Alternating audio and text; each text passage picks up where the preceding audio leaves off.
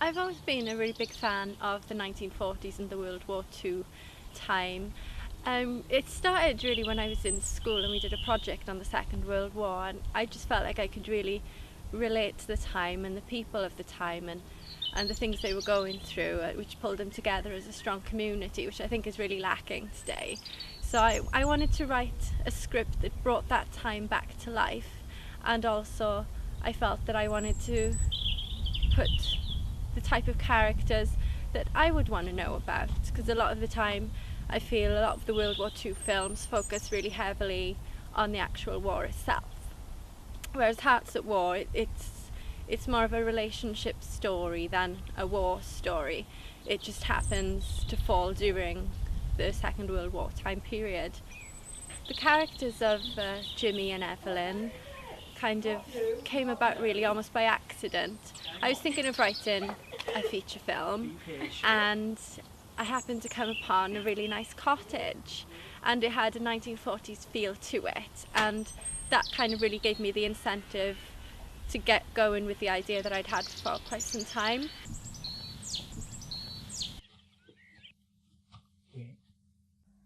And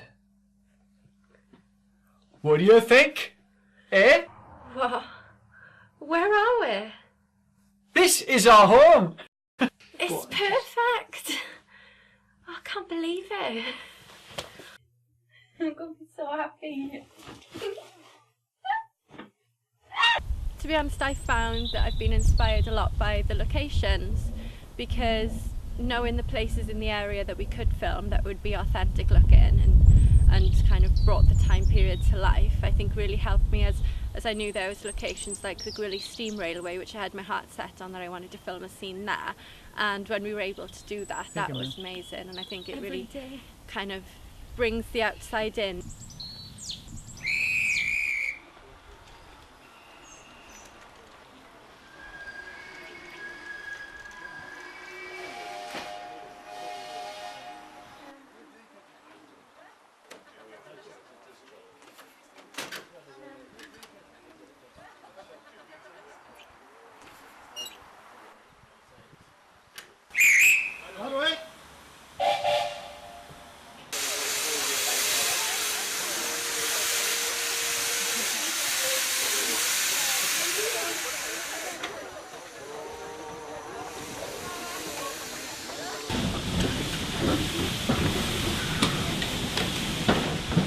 A lot of period films can be hard to make on a low budget, and it's the kind of temptation to film it all indoors so you don't have to worry about trying to make it authentic outside.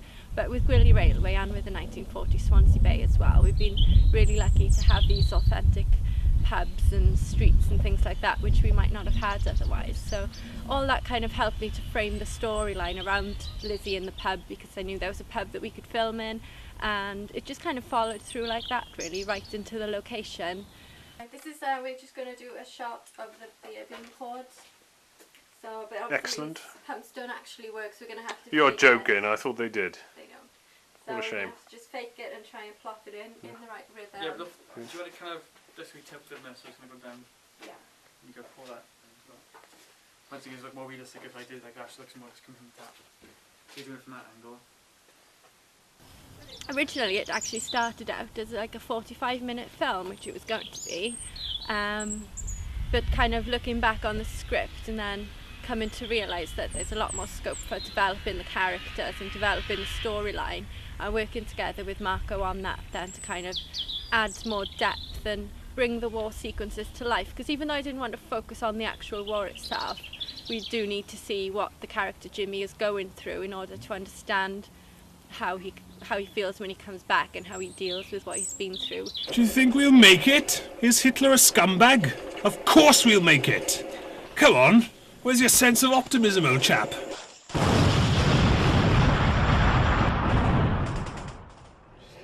Into it, and when you do the research and stuff, you see what they went through and the times, and it's exciting, it's fascinating, and it's, you know, you just kind of see it from, not first hand, but you kind of see it from a better perspective than when you're in school and you kind of, it's not kind of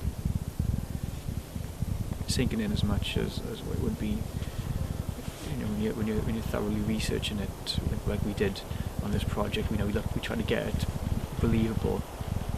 Although we didn't have a big budget and stuff, we research it to the T, where you believe the characters are there on screen, and they're wearing the clothes, they're in the environment, and the guns, what they say, where they are. It's all in with, well thought with how it would have been back there. You are palming the boat, young man. You can't palm the boat. Sorry. If you palm the boat, you are putting yourself and the rest of your patrol at risk. Let me explain, okay? Right? All this hurts if you hit it, right? Mm-hmm. If you do this, one day you're going to miss, you're going to slip, you're going to cut the veins in your wrist, you're going to bleed, you won't be able to operate the gun, so you're no bloody good to me! That's what he used to say, right? You always use the thumb and forefinger, right? So if you slip, the web of the thumb catches it and you're not going to damage yourself. And then you can do what they called in the World War I the Mad Minute. Have you heard of the Mad Minute? This is all educational, isn't it? Well, the Mad Minute was normally to operate the rifle, right? As you quite rightly did, you would open a bolt, close the bolt, aim and fire, and then you would open the bolt, close the bolt, aim and fire. With the Mad Minute, what they did is they exchanged this finger as the firing finger for this one.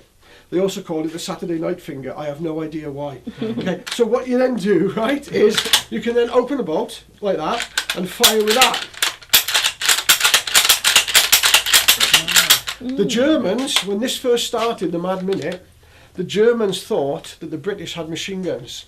And that is why in the Second World War, there was loads more machine guns, submachine guns on the German army than on the British or the Allied side, because they had put up with that sort of fire. You imagine if you've got 150 blokes all doing that, that's 30 bullets, possibly 45, because you can reload 3 times in a minute, all that lead going down, down range towards the enemy, yeah? It must have been really scary, And the only thing they had that would equal that was the big machine guns on tripods and things like that. The Maxim machine guns in World War I think they were called. So never ever palm the bolts. You see the Yanks doing it, right? And it's awful. And I see proper professional shooters doing this business, right? You don't do it because you're going to have an accident. Always thumb and forefinger. That's a proper British soldier. Sorry. There you go. Sorry. Oh, that was me rude. Wait, this thing was like facing that way. Yeah. So I was trying to twist it. I don't care. I There's no excuse. No soldier of mine would do that. It's quite a good replica, isn't it? It's lovely, that. Got a nice weight to it. Research from school was my best knowledge of the World War II and World War I, and I didn't even, I've learned so much being involved in this project, because it's just more, it's such an eye opener, and you get thrust into the situation where you actually, when you live it out and you role play it, and you act it, you feel like sometimes it's a bizarre new other world, and other times you think, well, what's stopping it from being the same now?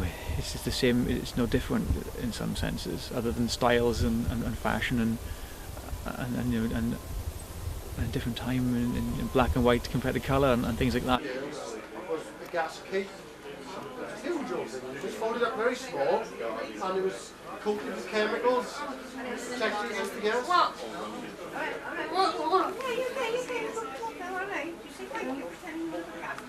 Meeting the people that we met at Gwilly and 1940 Swansea, asking them, that they've been so lovely to give us the time of day and let us use the facilities.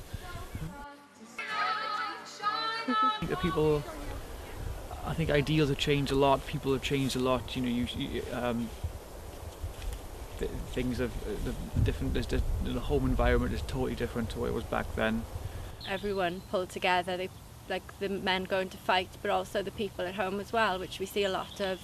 Like Mrs. Holborn character, she's on the home front there with her women's voluntary service, trying to encourage Lizzie and Evelyn to knit scarves and bake cakes for the wounded soldiers, and women like that, they really were the backbone of the community back then, because they were making sure everyone did pull together and try and help as much as they can. Maybe, you know, just a small contribution went a long way back then. Position then.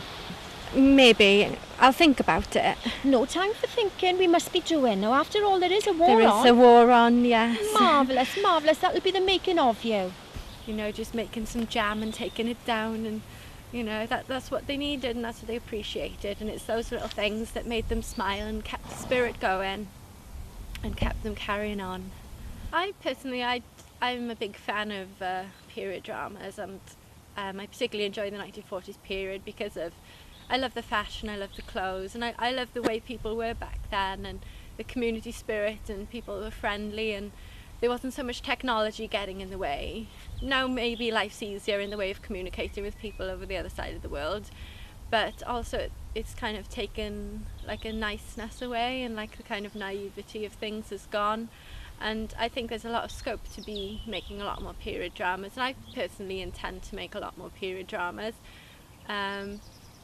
It is a challenge to do on a small budget because you want everything to be accurate, you want your costumes to be authentic if possible, but I think it's a time that needs to be portrayed a lot more, and we still need to remember. I mean, it might be 70 years ago now, but we're still seeing the effects of what those people did for us, and who knows where we would be now if those people hadn't done what they did all those years ago. It hurts me to think of what the people who fought for a country left behind, knowing that they may not come back. It was a very good possibility they didn't. Oh, Rupert! And they still went over there. The bravery will never be forgotten, and it should always be cherished and commemorated and remembered and thanked for, because, you know, who knows what would have happened if we didn't win, and if we didn't, you know, if we didn't have everybody doing their thing and their part.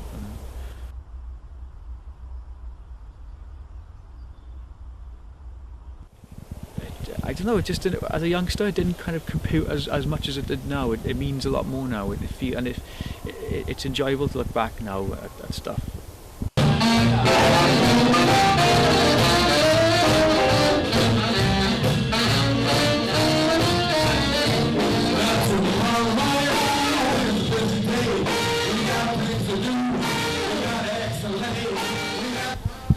I enjoyed working with all the actors, and I enjoyed making, even for the stressful times, I find that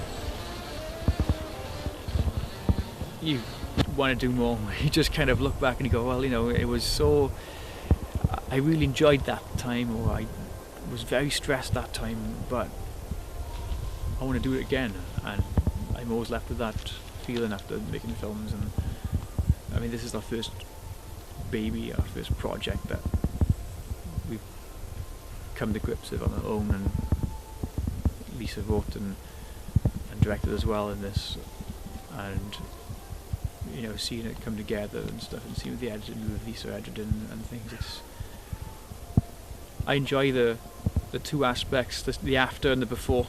It's always something that appeals me about films, is those two, is that preparation for the parts. And all over there. I wonder how Jimmy and Rupert met, though.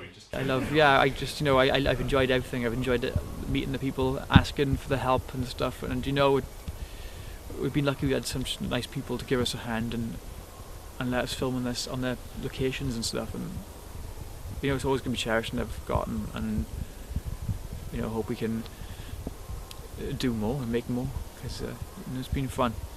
Even through the stressful times, it's been really fun.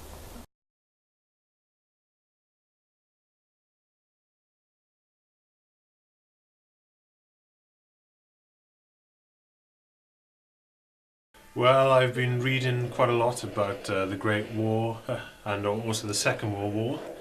I've taken inspiration from various fictitious as well as real-life soldiers from the war, such as Edmund Blackadder, General Anthony Hogmanay Melchett, and also more serious and reverent characters on various posh upper middle class friends that I've met in London. I used to live in Hampstead in Kensington.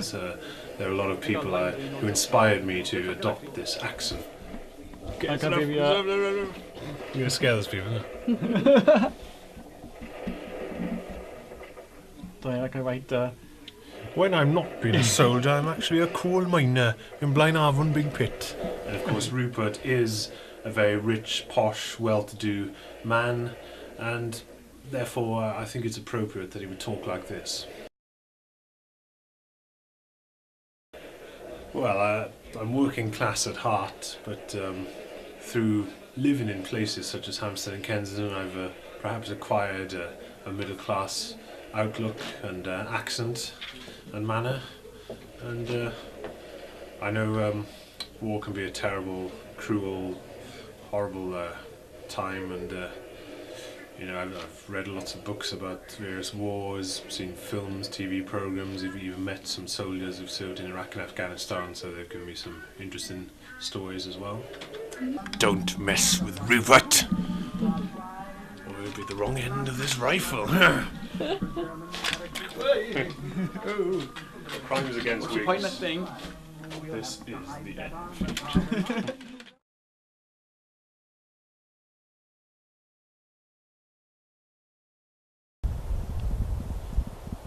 Jimmy as a character, I like him in ways, and then I don't in others, and you know, I don't obviously don't agree with raping women. I'm a firm believer that if you have a problem, if you're driven to that kind of level of anger or something where you need to lash out, I think you should just leave the house or get some air and not take it out on your wife. And I know it was tough times back then, and coming home from a traumatic experience such as being in a war, I never know what that actually felt like mentally, because I've never been there, and in some ways I'm grateful. In other ways, yeah, you do question, are you brave enough, are you man enough, and things like that. But when you look past the machismo, you realise that you've been given more options and you're more fortunate in that way, and you haven't been left with that burden and that kind of stigma that's attached to post-traumatic stress. And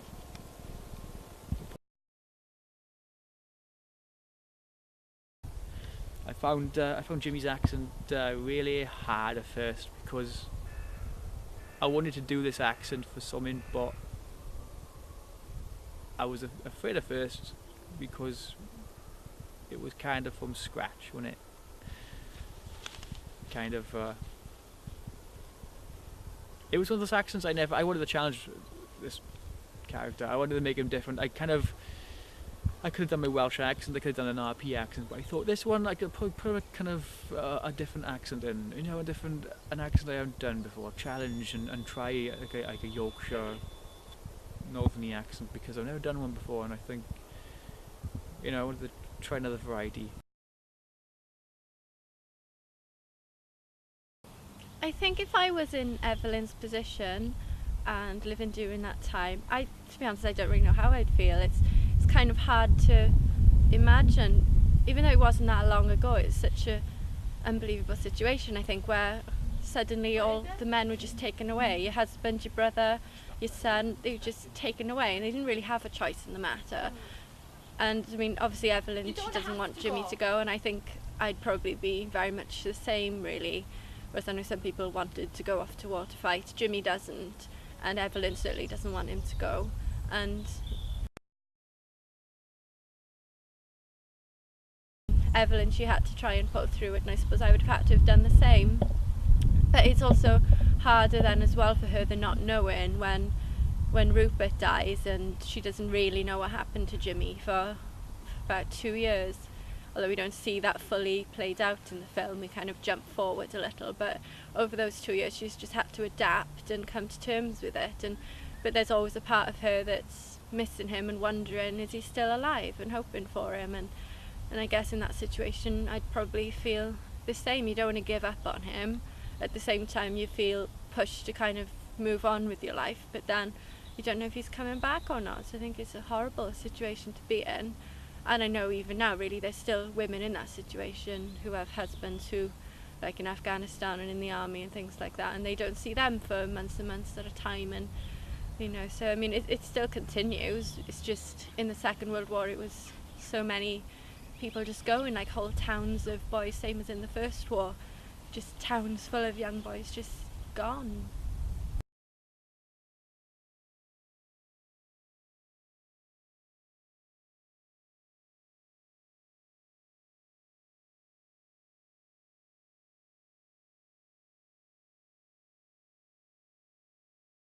What would you say to Adolf Hitler if you met him in person? I think Adolf Hitler clearly had a lot of issues. I think I would recommend he goes to see a psychiatrist of some description who sections him and counsels him in depth and gives him lots of medication. I think that would best resolve the entire situation if somebody had have done that when he first started kicking off. Marco signing off, aka Jimmy Collins. Jimmy.